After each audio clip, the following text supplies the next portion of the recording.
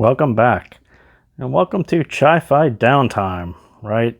So here in the United States, we just got back from New Year's, and so January 15th through about February 2nd will be the Chinese New Year's, so there'll be some downtime. Stores like AliExpress, I think, are starting a shipping halt from January 15th through the 2nd, so get your orders in if that's what you're thinking about doing. But historically, and I think last year, January and February were pretty much, there weren't too many releases, and I think in March, the ZSN or the ZSN Pro came out, so I don't see this year being any different. So you can tell by some reviews doing older things like me. This is the TRN IM2, which came out months ago. Some guys are doing DAPs and DACs and headphones and some wireless. Everyone seems to be branching out a bit during this downtime. So we're going to do a couple older ones, and I've got a wireless one. My KZ S1 is actually in the mail, so that'll be my wireless review that I haven't done in a while. So that's it. So let's get to the matter at hand. So the TRN IM2, that is, this morning I looked, and that's about $15 on AliExpress, which is cheaper than what I bought it for. I didn't buy it from the Opus store, I bought it from somewhere else, but this morning, $15, which is a pretty sweet deal. So this is a, let me do this. So this is a one dynamic driver, one BA. Let me disconnect this. This is almost a pure resin shell with a fancy kind of pearlish plate on it. Dual bores, which is kind of cool. So how I sort of came across this one, I think someone suggested the IM2 a while back, and so I ordered it a while back.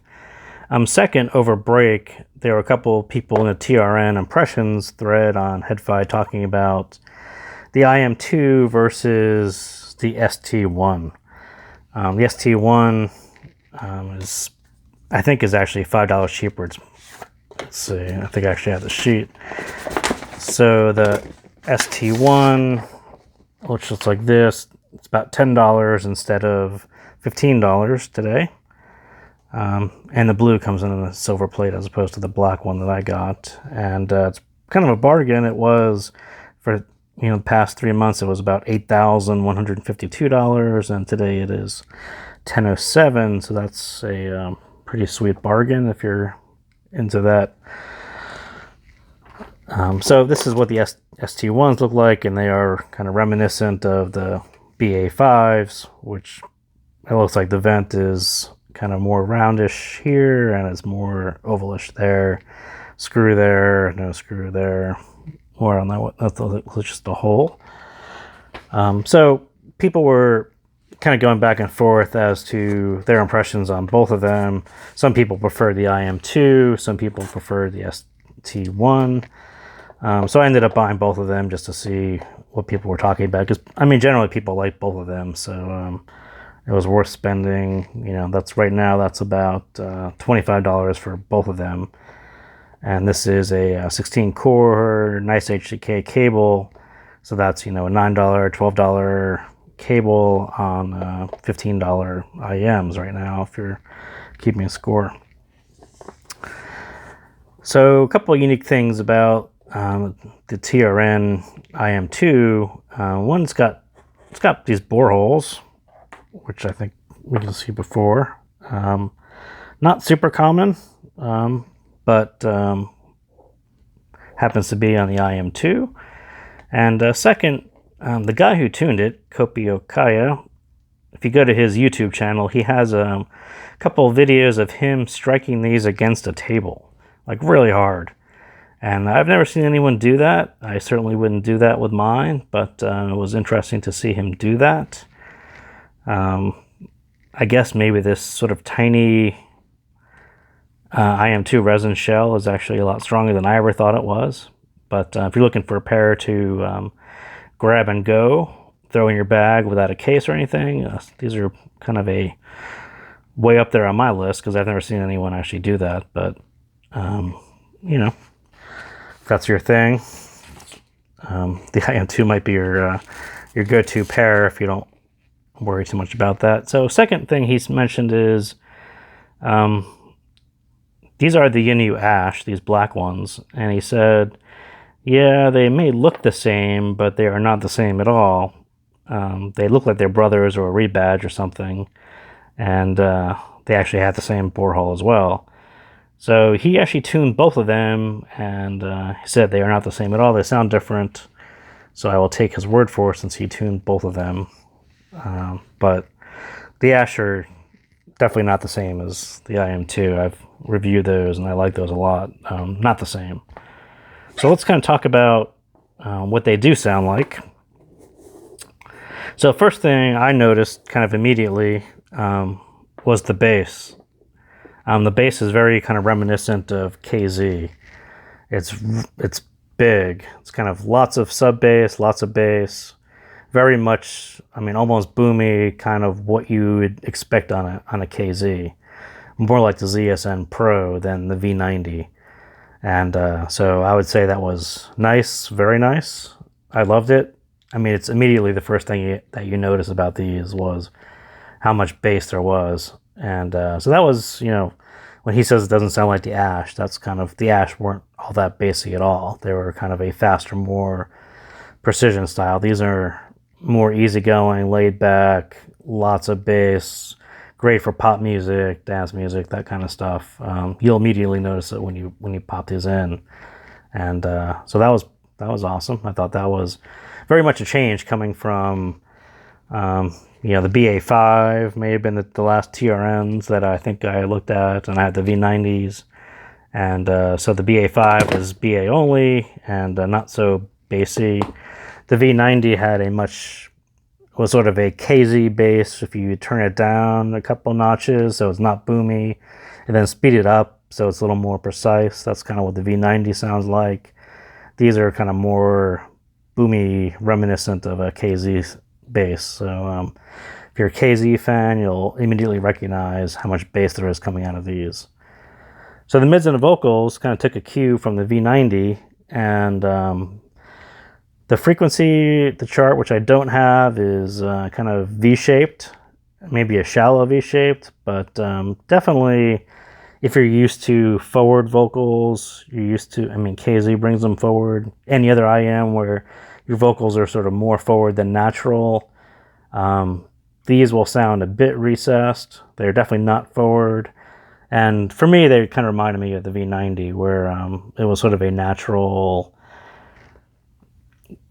that they know it's sort of at the bottom of the graph, it's recessed a bit, and there's no real tuning to kind of move them forward or anything, so it kind of sounds as it is, which sounds a bit recessed to me, but that's kind of a personal preference. And if you're looking for instruments in that midsection, I don't notice as much on instruments as I do on the vocals, but if you look at other reviews of the IM2, you'll kind of see that people would complain about some guitars in that midsection, but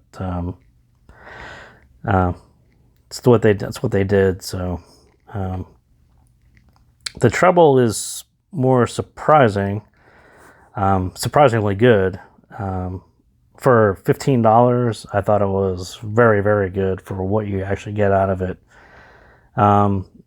So I think the problem with the ZSN Pros, which are sort of the closest competitor in maybe price and kind of all around, all in one, grab and go kind of pair, the treble is definitely more reminiscent of the V90, where ZSN tends to kind of roll off the tuning a bit, turn them down a bit.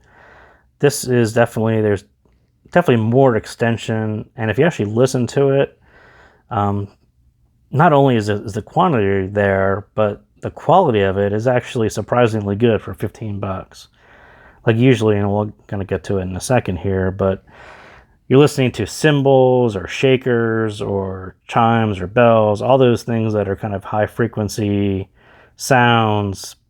On the ZSN Pro, they're going to sound a bit metallic, kind of a bit one note.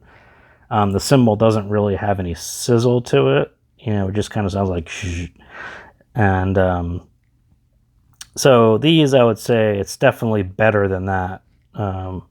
If you actually listen really close to it, you'll kind of you'll hear what sort of the initial note, and then you'll hear something else that makes it sound a little more realistic, a little more natural. And I thought that was really good for $15. I was kind of surprised. So kind of on the three tones, I think the IM2 was actually really good. And we'll talk about a couple songs, which talks about some of the more technical aspects of what it really sounds like and how all these things are kind of pulled together. So Billie Jean by Michael Jackson, the beginning snare and shaker, really good. And so you get that nice crack on the snare the way it should be. And that's also one of those things that KZ sort of rounds out. It's not really as sharp as it should, but pretty close.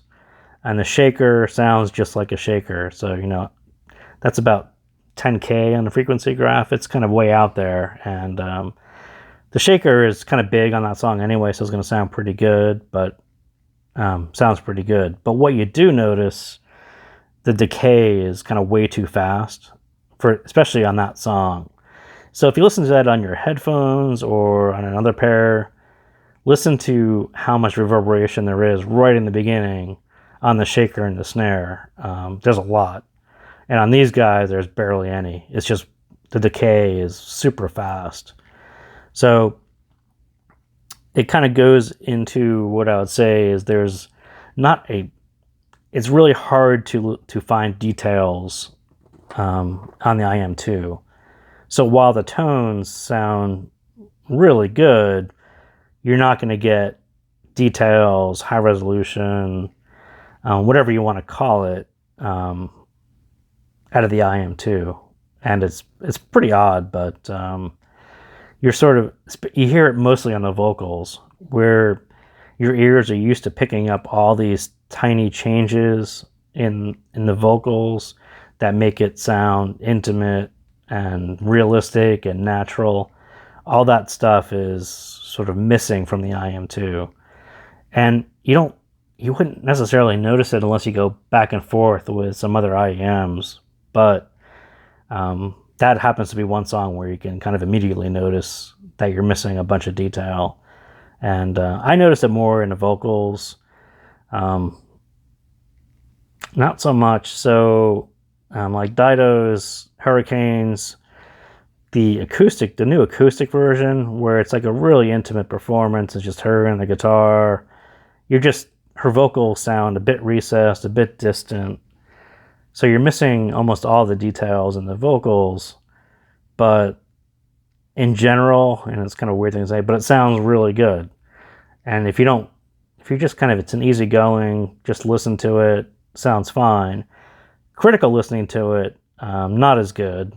But I think, if you're paying $15, you should kind of stop there and just say the bass and the mids and the treble sound really good, and not worry about the things that I'm nitpicking right now, because you're only really going to notice it if you were going back and forth between a more expensive pair.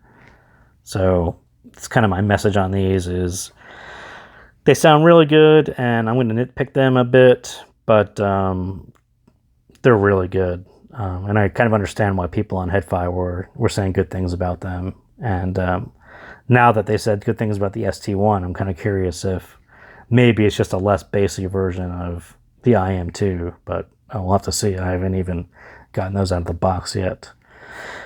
So Kago's Firestone is pretty much a V-shaped IEM perfect fit.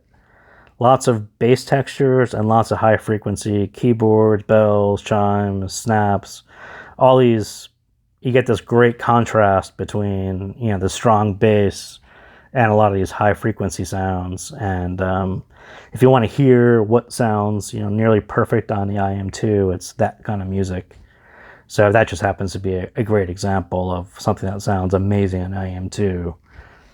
But then you hear the vocals, and then you're like, oh, okay, well, it's still the IM2, and it still has a bit of recessed vocals. So if you're used to hearing that song on the KZ, you'll know that the vocals are actually more intimate, closer in. On this, his voice just sounds kind of a little far out there. So, but if you don't have a KZ, then you don't know, and it sounds perfect. So another cool song, kind of in that same vein, is "Lost and Found" by The Midnight. So less dancey, maybe more 80s sound, but I think someone commented on this song a while back. Kind of on the weekends, I'll ask people what their songs are, favorite songs, or what they're listening to, and I think that was one of them. Really cool song, but it's kind of the same idea. You've got a nice kind of strong bass, and then you got some almost 80s keyboards going at the same time, and it kind of hits both sides of the V's in the right spot on these. So if you haven't listened to Lost and Found by The Midnight, check that one out. It's a really cool song. So I think that's about all we're going to talk about the IM2 for now, because my initial thought was I was going to talk about the IM2 versus the ST1, because that's what people were talking about on HeadFi. But timing wise, it just worked out that I just wanted to talk about the IM2.